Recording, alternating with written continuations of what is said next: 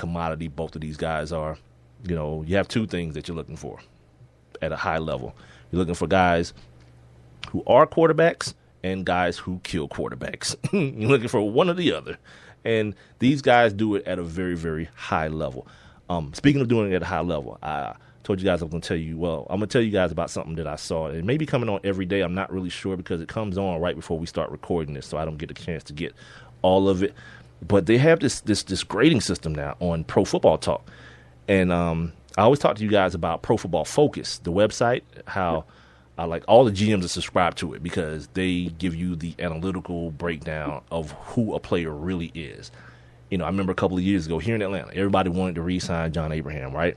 Because John Abraham had 9 sacks. And, like, I was like, yeah, but guess what? This was the year you played the AFC South. And John Abraham had, like, 7 of those sacks against the Jaguars and the Colts. This was the year Peyton Manning was hurt that year. So, yeah, everybody was eating good. Everybody was getting fat off these 2 bum-ass teams. And everybody was like, look at that. He had 9 sacks last year. Break it down. And that ain't even breaking it down. Like, Pro Football Focus will break it way down. But in this thing on Pro Football Talk, on NBC Sports, breaks it way down. They go as far as to talking about situational stuff. They talk about, I'm looking for it right now. I want to make sure. Oh, they talk about stuff like hits. How many hits you get on the quarterback. How many pressures you get. How many penalties you get drawn against the guy that's trying to block you. Holding, leg whips, any type of thing that gets called on the guy that's blocking you is a positive for your team. They talk about situational pass rushing. They give you a higher grade for a guy who can get pressure on the quarterback that's taking a 3-step drop versus a guy who gets pressure on the quarterback taking a 7-step drop. If you rush the passer effectively on first down, which is typically a rundown, you get more points or you get credited more than being able to rush the passer on 3rd and long, which is, everyone in the world knows that it's going to be a pass. Also, if you get pressure on the quarterback, I may have already said this, taking a 3-step drop versus a 7-step drop. Or no, what I meant to say is 2 seconds versus, like, if you can get to the quarterback in 2 seconds or less, you get a higher grade than the guy who gets to the quarterback in 4 seconds or more, which is considered a coverage sack, is what we call them when you hear the commentators talk about, yeah, that was great coverage downfield. Yeah, nowhere to go with the football, and, ended up in a coverage sack. You get less points for that. So it's very, very, very in-depth. They do that with every position. They do it with the running backs. They have different categories that they've broken everything down. They've done it with every player in the draft and every player in the league. So when they're talking about it, not only do they tell you, like, this guy is he's such a good pass rusher coming out of blah, blah, blah university, they equate him to somebody that's already playing in the league. So you have a clearer visual of what kind of player this guy is projected to be. And subsequently, the number 1 pass rusher on their list based on their analytics was none other than Shane Ray. The same guy who got pulled over for the weed and issued the apology and all these kind of things. So, yeah, some people are going to have a decision to make on their hands. Do I want this high dude that can get the guy on the floor, on the ground? You know who we need to call? Call Bill Parcells and ask him how that turns out. Yeah, because his guy wasn't on weed. His guy was on crack. And he's in the Hall of Fame now with 2 Super Bowl rings. So there's that. Oh, you know what I was thinking about the other day, too? Just how much, like, society has changed. You know who Hollywood Henderson is, dude? Who? Hollywood Henderson. Old Dallas Cowboy from the 70s. Yeah, old Dallas Cowboy from the 70s. Now, the reason I bring him up is because no one dared use Hollywood's water bottle. He had his own water bottle on the sideline. Does anyone know why, boys and girls? Hands. Show of hands. Anyone know why you could not use Hollywood Henderson's water bottle? Okay, no hands? I'll tell you why. Because Hollywood Henderson had cocaine in his water bottle. Do you understand what I'm talking about? This is not rumor. This is real talk. An NFL professional football player would drink cocaine during a football game. Do you know how crazy? That sounds crazy in 2015, right? But it actually happened. It actually happened. And what brought it to my mind was all this talk about Alex Rodriguez breaking Willie Mays' record because everyone says, he did it the right way. How you know? Like, how you really know? Who was testing him? It may not have been steroids, but who knows what these dudes was taking back then? Because, like I said, this man was drinking cocaine mixed with water on the sidelines, and to the point, all his teammates knew it, because it was like, no, you can't drink out of his water bottle. You'll be high as a kite. Don't do it. Yeah, that's real. That's actual factual right there. So when I hear this kind of stuff, I'm like, baseball, stop trying to act like you so above, board. It's a filthy sport.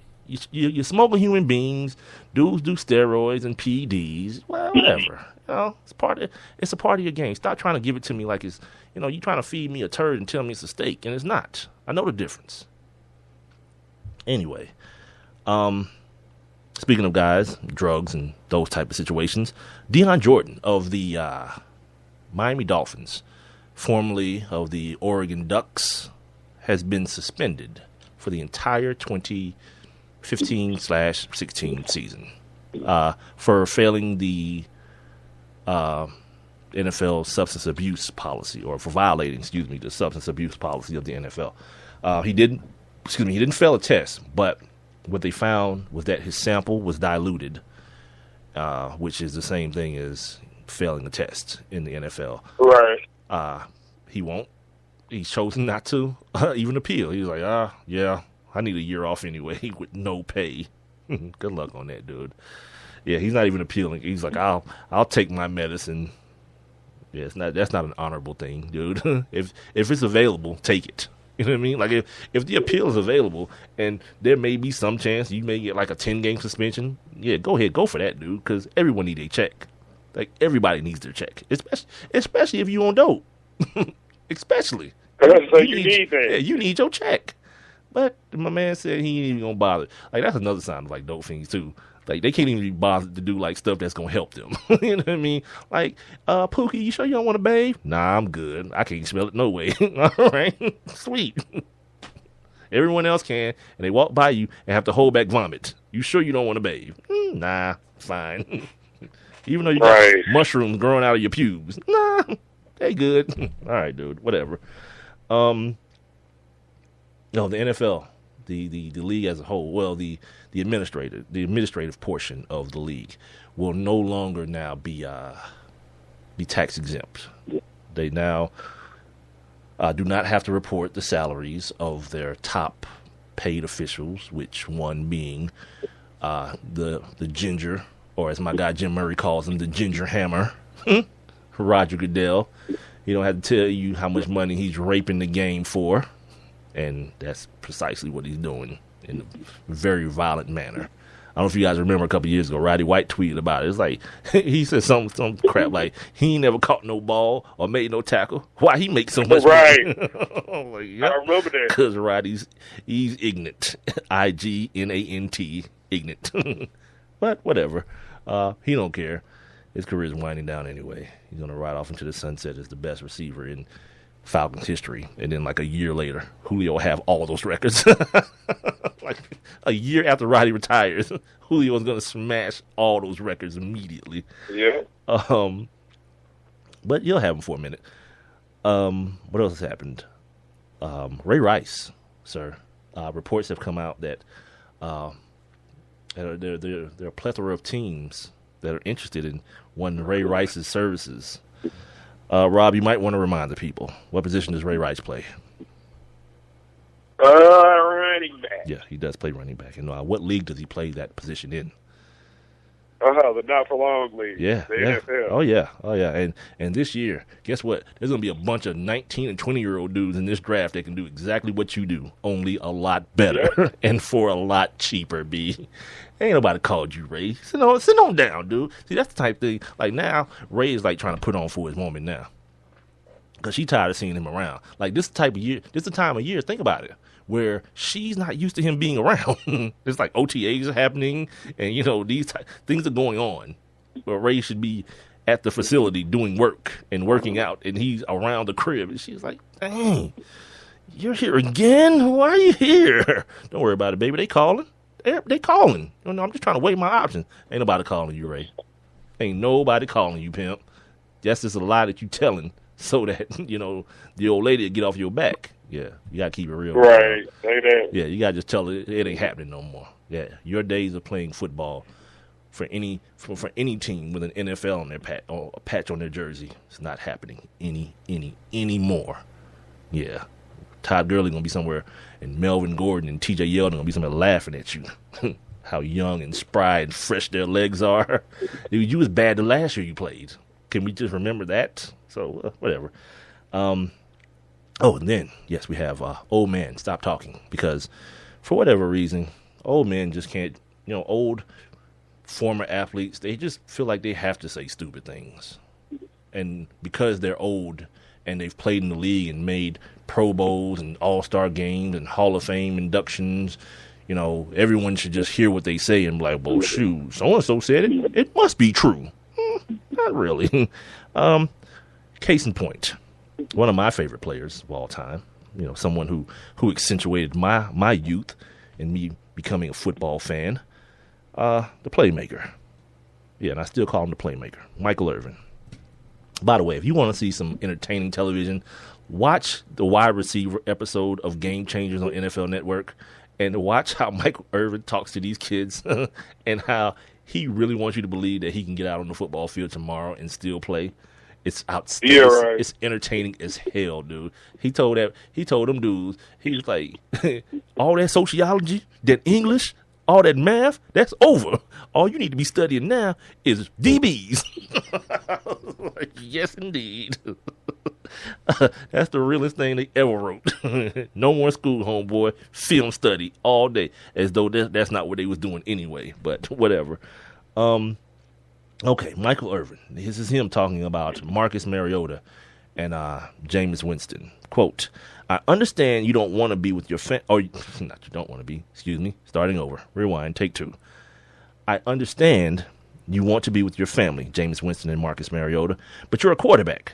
No one profits more from this league than quarterbacks, and I do have an issue with them not being there.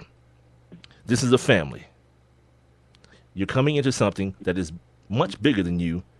Don't big time it, and that's what I feel is being done, end quote. This is a quote he gave to Lindsey Jones of USA Today. Yeah, Mike. Yeah. Oh, man. Stop talking. Stop. These kids are getting smarter by the day, and they're starting to understand who they are. Like Jameis Winston and Marcus Mariota, add Amari Cooper to the mix. Know that no matter where I am, guess what else is going to happen? The NFL Network and ESPN are going to send cameras there. So if I want to stay in Hawaii, Marcus Mariota, and not go to Chicago, sure enough, be in Hawaii. If Jameis Winston wants to be at his mom's crib in Hueytown or his grandma's crib in Bessemer, or Bessemer, if I'm saying it properly, yeah, he'll do that and be with his grandma, who, guess what, got diabetes and can't travel, and he wants her to be there. He wants to be around her during this special moment. Nothing at all wrong with that. And if you're Amari Cooper, same situation. This dude is from, he's from the slums down in Miami, one of those, rough and tumble neighborhoods. It's a big day. And he want to be around his people, and all his people apparently can't come to Chicago with him, so he's going to chill at the crib. Ain't nothing. It's cool. You know what I mean? It's real cool with me. But Mike feels like they're big time in the draft. And because this is now their family. Rob, is that their family, sir? Is an employer your family? No. Nah, it's just an employer. No. Yeah, it's just where I get my checks from. And then you know what happens when I become bad at whatever job I do? If you're Amari Cooper. They let you go. Yeah, you're bad at wide receiver, or you're bad at quarterback, or maybe you're not even bad. Maybe something just happens to you because it is a violent sport.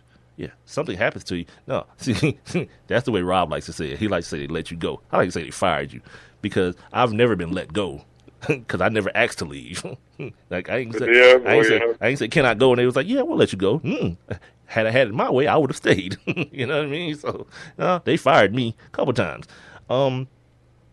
So yeah, that whole, this is your family now. No, they're not. I don't share DNA with none of these jokers around here. You know what I mean? Like, you prick my finger and prick their finger or swab my mouth. Yep, you are not the father. That's what Maury gonna say. So no.